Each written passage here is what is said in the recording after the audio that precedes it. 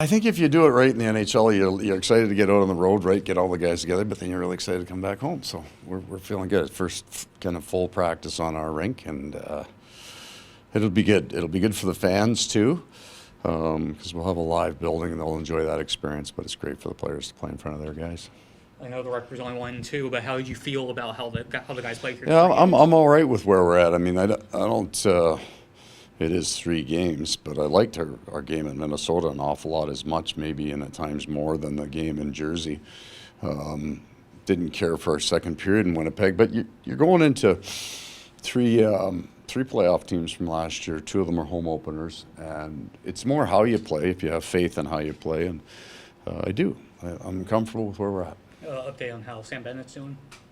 Yeah, he's still day to day. I mean, I guess by the time it times out, it's closer to have been week to week. He's not going tomorrow. Hopefully before we go back out on the road. After the game in Jersey, you had mentioned that you really liked what you saw from Anton Lundell from the first 2 games to the third game. I was wondering if you could expand on what you liked. I thought he skated in the Jersey game, and I didn't think he had done that nearly as well. And so that's a driver for him. When you're skating, you get into pucks and you get into corners and you get into the defensive zone faster and you're more involved in the game and you hang on to pucks better. So I think that's a driver for him. I didn't think he had it in his first 2. I didn't think their line generated enough. I thought they were on the negative side of the chances for and against too much for a player of his quality. So but I was pleased with his Jersey game. Was there anything that was said there, or is it just him just kind of figuring it out over the course of the first few games? Well, we talked to all our players. The guys that are going well, we just skate by and say keep going, and the guys who need to go, they get going. And then yes, we talked to them when he's still a very young man. There's an awful lot. He's still learning the game. He's still learning the way we play. But a big chunk of success in this league is understanding the other teams, the different styles, the different players that they have, and being able to adjust your game. So 3 games is not a start. I think 20 games is. I liked this game in Jersey, but there's still a lot of ground to cover. I think Justin sort of had a hit on his first NHL shift. He did. How did you like how he approached his NHL debut? It seemed like he came out with Got that right. Get a hit on your first shift, right? So a bunch of things have to happen. You have to make the right read, then you have to skate as fast as you can because the other team can skate fast too, and then you've got to be a little bit angry when you get there. I like that, and I thought he had another one in the opposite corner a little later in the game. He handled the puck. He made some plays. He had some turnovers while he was trying to make plays, which I'm kind of fine with too, especially early. I don't want them to try to play a perfect game. They have to have some mistakes in their game, or they're not trying enough things, right? So I like this game. Oh, you guys sent Mackie Samoskevich down. I mean, what went into that decision? Oh, a whole bunch of things. The first idea is we got 2 young guys that we like coming out of training camp, and the going down part is we're not going to have either of those 2 guys watch hockey. So we thought first road trip we'll bring 2 of them instead of having a veteran player and only bringing one. We thought they both deserved to go, and unless something was unusual that Samoskevich had 2 big nights his first night out, that I was going to get both in the block. And then he goes because he has to play. So it's neither of those players will play as the 13th forward here for any real time. Realizing you're focused on the ice, not the larger community out here, I'm just curious though whether you've had any anecdotal evidence or anything that's happened that says about last year, about the impact of last year, and anything happened with you or No, you know what? There are more cars in the parking lot of the practice rink.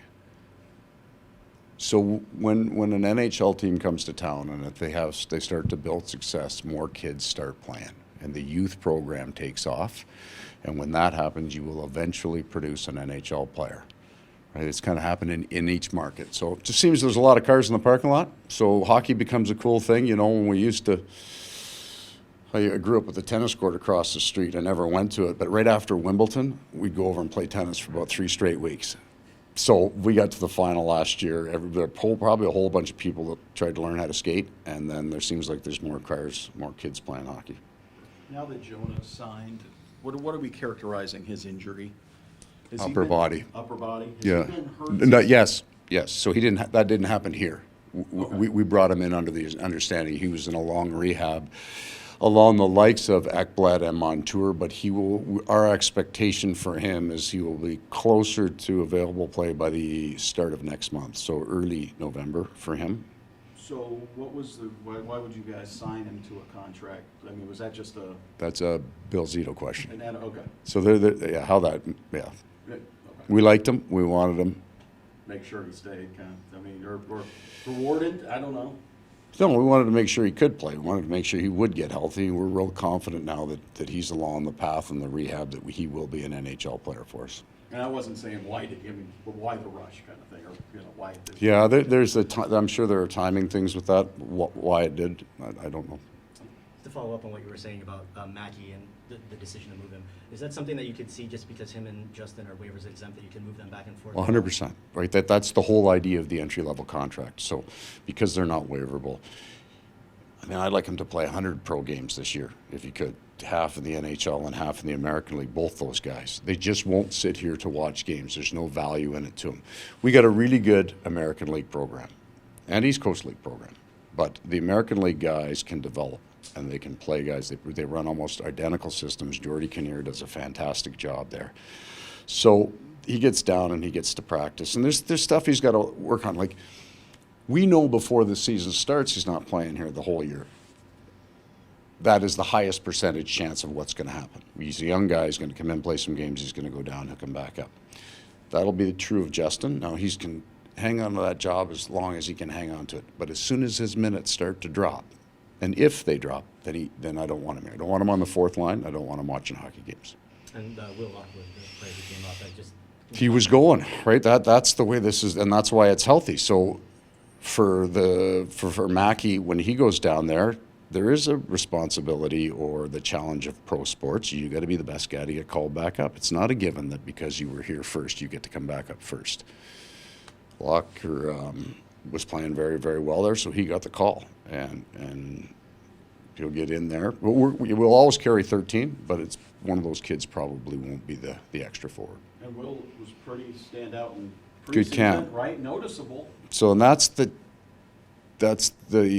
evolution of a relationship in some ways. You come to camp, I don't really know him, and then you kind of, by day 5 you're going, who's that kid? And then by day 10 you're going, hey, I like that kid.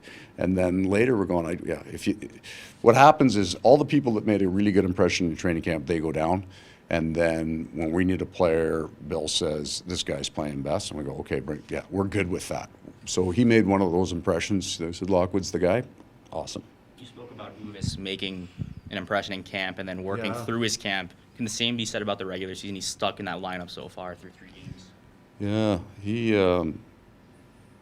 would be the biggest surprise of camp for us, in part because we hadn't seen him. He hadn't come to a development camp. Didn't know anything about him. The first 5 days were a major adjustment, and I don't really assess many of the players. We just beat the hell out of them. You can't tell what a guy can do when he can't breathe or skate. So the next week he got stronger and faster. His last week was very impressive, and he has not looked remotely out of place in his games. And I like some of the things he tries. He's got a little risk to his game, and I'm not talking about foolish risk. I mean, he makes some plays, so he's been good. Coach Burkhoff was saying the early chemistry stems from the collective work ethic in that dressing room. Where have you seen the chemistry be most apparent so far in game action? In just, we were just talking about this. When you break down the game to kind of video analytics, and you would say this is our neutral zone defense done well. There are far greater number of those now than there were last year, right? Some of our forechecking is rotes. So it's 3 games. It's not a big enough sample. But in our games, I would say to you last year, I like parts of our game. I said it to Katie 1,000 times. I like parts of our game tonight. And hey, Coach, that's great, but you lost. Okay. Far more comfortable with where our game is right now. And some of the work ethic, some of the compete is probably where the chemistry is best. The new guys that have come in are just starting to learn how to work as hard as the other guys. We were off collectively in Winnipeg. Like, there's 2 or 3 guys that I know if they're not playing well, there's something wrong with the whole team because they just are never. We were off. But I liked our mini game and I liked our jersey game. And there's 3 drivers out of our lineup, but we can still compete now. I got some confidence that we can compete now. We play 6 of our 8 games, first 8 games, are against playoff teams from last year. So it's a good test for us right now. How nice is it, maybe a surprise, maybe not, but just E2 playing center and how well he's done in the face-off circle, filling in there? Yeah, so that would be the unknown, would be the face-offs, because once you're not taking as many draws, you get out of that rhythm. The quality of play doesn't surprise us, but it does make you think sometimes maybe you should just leave him there, right? And then what here? So then you get back, and Benny comes back healthy, and you kick him, and you say to the wing, you go, oh no, let's leave him on the wing. So all he ever wants, he wants you to leave you exactly who he's playing with. And where he is, and then he gets moved around because of injuries, because he's the easiest guy to move around to a positive benefit, if that made any sense at all. You move him around because he can, and then he just excels where he goes to the point you want to leave it there. Then an injury dictate he has to go somewhere else, but he's been good in the middle. Could it be a situation like with Rhino where like he doesn't play center, but you still haven't taken a lot of draws? 100%. As soon as he gets enough reps in, he'll get to that point. So he's out with Stenlin now on the penalty kill, and that's where it starts. So we'll leave them on a left side draw and a right side draw. They can start first. But with Barkov, if he's on a roll, I got Barkov and Reinhardt left and righties. I don't have to worry about which is the strong side for each team. I've got it covered. He'll start taking more faceoffs that way. Thanks, Coach. Okay, everybody.